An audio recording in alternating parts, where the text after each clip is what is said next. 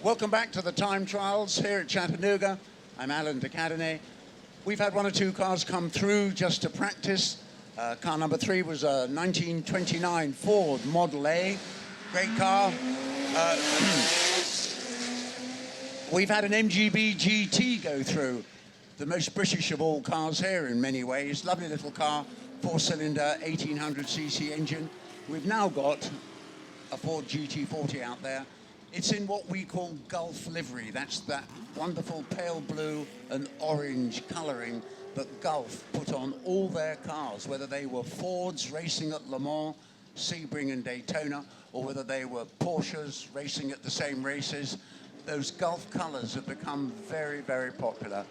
What I love about this particular GT40 that's running up now is that it is a similar car to this, looks the same, with chassis 1075 that won the Le Mans 24-hour race, not once, but twice. Now that's only happened twice in the history of the Le Mans 24-hour race, that the same car has won the race twice. The GT40 chassis 1075 did it, and then there was a Porsche 962 that also won the race twice. That's the only time that's ever happened. But just listen to this lovely GT40. That's got a Ford 302 cubic inch engine in the back, Gurney Westlake heads on the engine, which give it extra power. It's about 500 horsepower. They are the most marvelous cars to drive.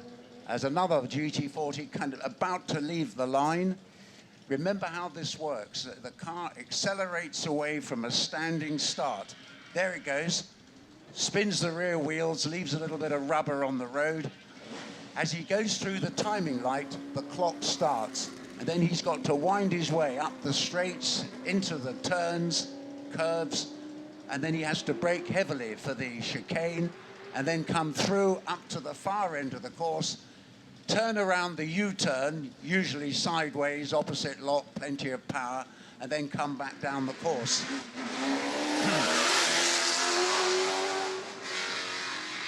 I can tell just by listening, that car is in the most excellent tune. He's got those Westlake heads on there. He's got 4 twin-choke Weber carburetors, but the jetting of the carbs for the temperature, because it's quite cold today, is perfect. He's making all the right noises. He's on racing tires. The one thing he's got to be careful of is those tires are not hot, they're cold. And so if he puts too much right foot pedal onto the floorboards, he could end up spinning the car. Well, he's being careful not to do that. It's a lovely car. It's certainly valuable. You don't want to be hitting anything with that if you can help it. The object of the exercise is to show the car, let everybody hear it, take a sniff of it too. It runs on high octane fuel and racing oil. He's doing a very nice job.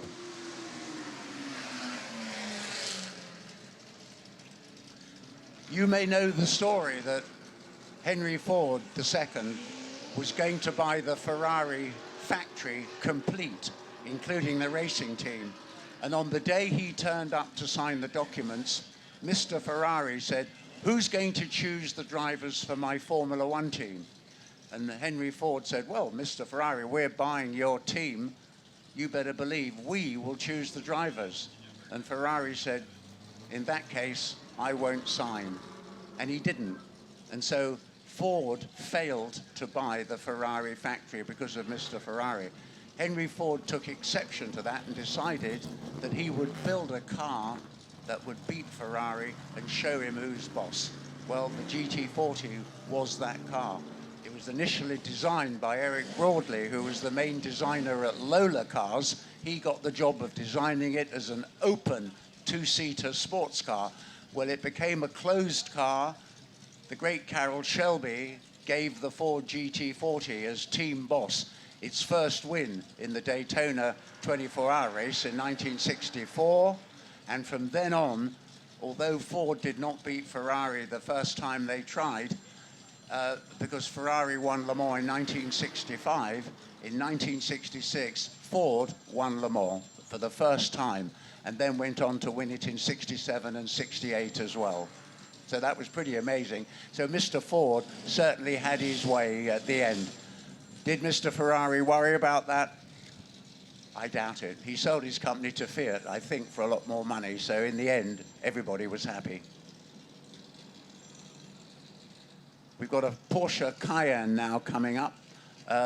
This is probably more of a demonstration attempt, but Porsche make these much larger SUVs now. If you've ever driven one or seen one, they are pretty amazing. Jim Points is in it at the moment. This is car number 97. Yes, it hasn't got his numbers on it, but that's what it is.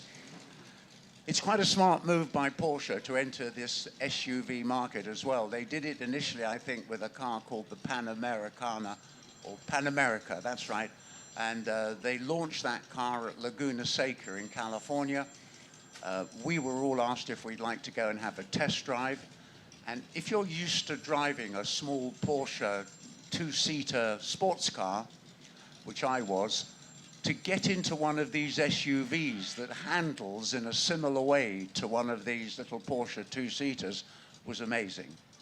The one thing that I found extraordinary about the car is that even with 4 people in it, you could chuck it round like a Porsche sports car. It was a very, very amazing bit of kit. But that was, I think, in 2012. So they've been going now for quite a few years. This is car number 14. That's a Ford Mustang, 1968. Craig Root is driving that, I believe.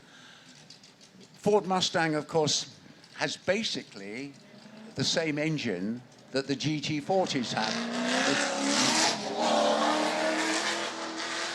They kicked off with the Ford 289 cubic inch V8 small block engine.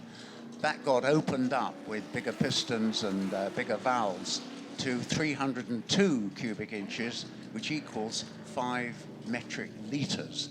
So one of these cars with a hot engine certainly is quite a spectacle to watch, because you can get something like 500 horsepower from that engine.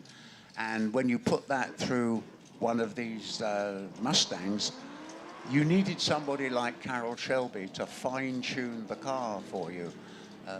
Shelby's version of the Mustang was known as the GT350. That was the small engine car with a 5-litre motor. And the bigger one was the GT500. If you've ever driven one, they are brute-like machines. They respond very well to you keeping your foot on the throttle. It's a car that you have to teach who is boss. There's no point pussyfooting around with a machine like this.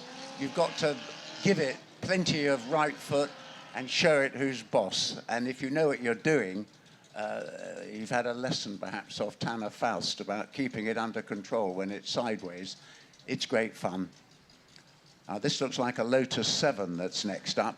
I think this, in fact, I know this was the quickest car on this course yesterday.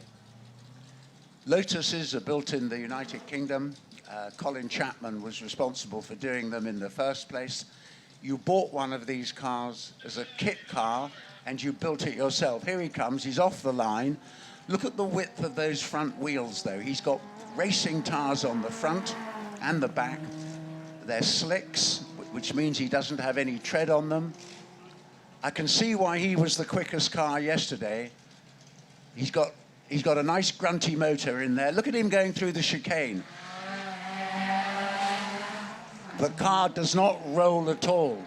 He's got stiff springs, he's got stiff shock absorbers, he's got racing tires, he's got a racing engine, high lift camshaft, nice big Weber carburetors. He's driving it well. This guy knows what he's doing. And that's why he was the quickest yesterday. He may get down into the low 70s on this run, I don't know. Yeah, look, he's a little bit of opposite lock there, back shot out, all nicely under control. Uh-oh, uh-oh, oh dear. Well, that is what can happen when you don't quite get it right. He clipped the first bell going in. Now he's going to be very annoyed about that, the driver. Yeah, Mike Brainey. It won't be his fault, of course. It would be the hay bale that moved. It'll be the car that let him down. I never met a racing driver who ever admitted that anything that happened badly was his fault. As a rule of thumb, a driver cannot be responsible for what happens. Anyway, it'll close the course down for a short while, so I think we'll come back in a little bit and rejoin.